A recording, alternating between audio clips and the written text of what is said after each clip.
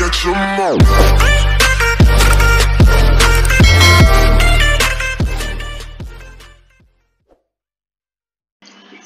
Bismillahirrahmanirrahim.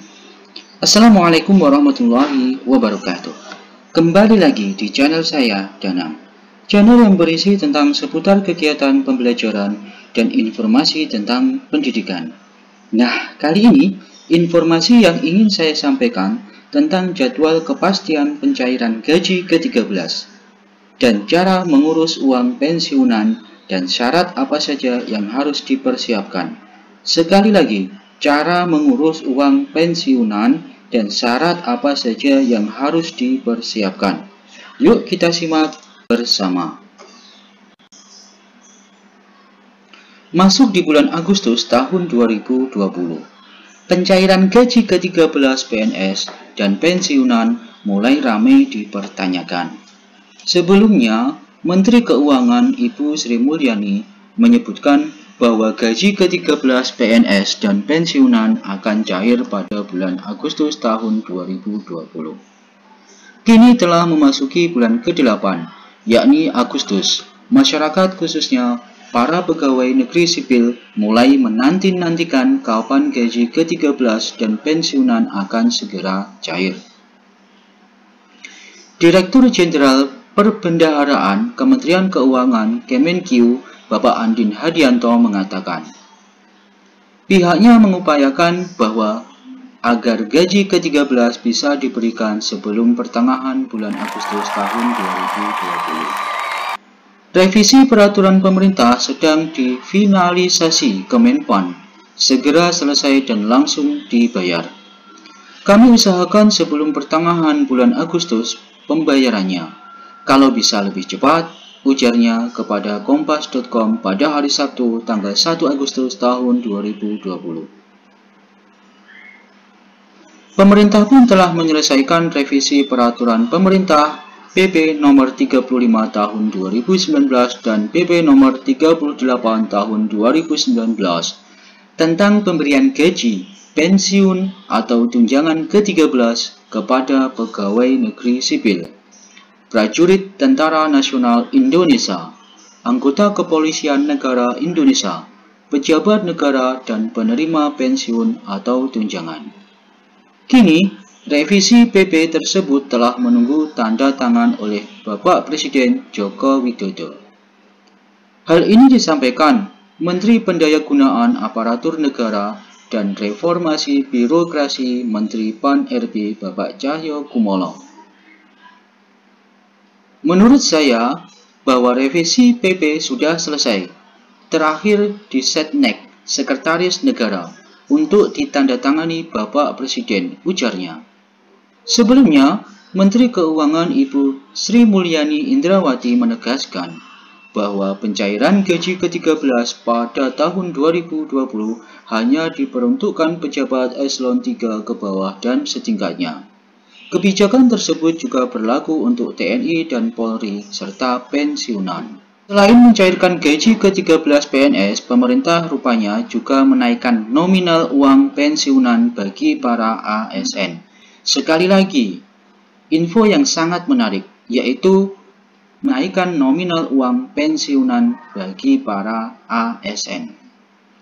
Rencananya pemerintah akan mencairkan gaji ke-13 PNS dan pensiunan pada bulan Agustus tahun 2020 mendatang. Kabar baiknya bahwa pemerintah juga menaikkan nominal uang pensiunan bagi para PNS bersamaan dengan pencairan gaji ke-13. Jumlah uang pensiunan yang akan diterima para ASN cukup fantastis. Besarannya bisa sampai 20 juta per bulan bagi PNS eselon 1, melonjak dibandingkan dengan realisasi saat ini yang hanya sebesar 4,5 juta sampai 5 juta. Berbicara tentang uang pensiunan PNS, besarannya sesuai dengan jabatan dan golongan PNS masih mengadi yang pengelolaannya dana dan pencairannya dilakukan melalui PT Taspen Persero. Dana pensiun yang dikelola Taspen berasal dari potongan sebesar 4,75% dikalikan penghasilan PNS selama sebulan, yang meliputi gaji pokok ditambah tunjangan keluarga. Uang pensiunan yang didapatkan tersebut besarannya sesuai dengan jabatan dan golongan PNS sebelum pensiun. Ada beberapa hal yang bisa dimanfaatkan oleh PNS melalui pencairan dana pensiun tersebut. Lantas, bagaimana cara mengurus uang pensiunan? Dan apa saja syarat yang harus dipersiapkan PNS menjelang pensiun? Melansir dari konten dalam artikel PNS mendekati masa pensiun. Ini syarat dan cara mengurus THT dan pensiunan. Berikut ulasannya. Menurut website resmi PT Taspen Persero, bagi PNS yang memasuki usia pensiun, maka akan mendapatkan tabungan hari tua atau THT dan pensiun. Persyaratan yang harus dilengkapi adalah tabungan hari tua atau THT. Yang pertama, formulir permintaan pembayaran. Yang kedua, fotokopi SK pensiun. Yang ketiga, KPPG atau asli SKPB. Yang keempat, fotokopi identitas atau KTP pemohon. Kelima, fotokopi buku tabungan bila dibayarkan lewat bank. Apabila PNS meninggal dunia pada bulan jatuh tempo pensiun dan belum mengajukan klaim, maka ahli warisnya melengkapi yang pertama yaitu surat kematian dari lurah atau rumah sakit. Berikutnya adalah fotokopi surat nikah yang dilegalisir KUA atau lurah bila pemohon istri atau suami. Selanjutnya, surat penunjukan wali dan pengadilan bila pemohon adalah anak belum berusia 18 tahun. Berikutnya yaitu surat keterangan ahli waris bila pemohon satu-satunya anak yang sudah dewasa. Selanjutnya, surat kuasa ahli waris bila anak yang sudah dewasa lebih dari satu orang.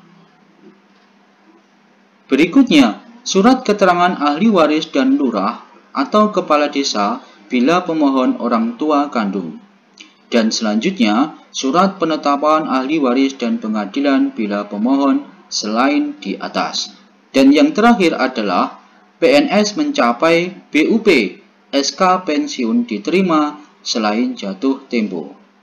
Untuk pensiun, yang pertama, formulir permintaan pembayaran.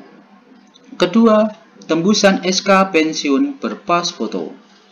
Ketiga, asli SKPB. Keempat, pas foto 3x4 sebanyak 2 lembar. Kelima, fotokopi identitas atau KTP pemohon. Keenam, fotokopi buku tabungan bila dibayarkan lewat bank.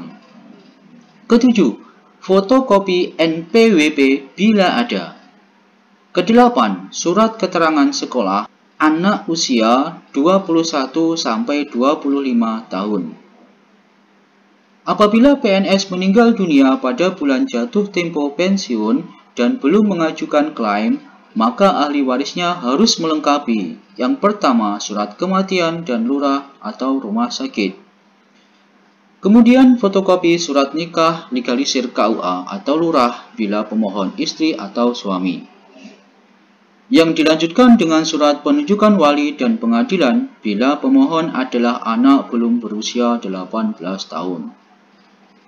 Selanjutnya, surat keterangan ahli waris bila pemohon satu-satunya anak yang sudah dewasa. Kemudian, surat kuasa ahli waris bila anak yang sudah dewasa lebih dari satu orang. Dan yang terakhir, yaitu tentang surat keterangan ahli waris dari lurah atau kepala desa bila pemohon orang tua kandung.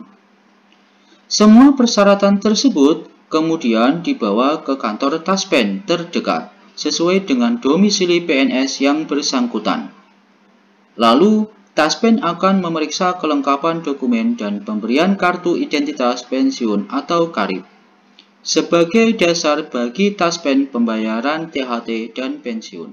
Semoga informasi ini bisa bermanfaat untuk kita semua. Assalamualaikum warahmatullahi wabarakatuh.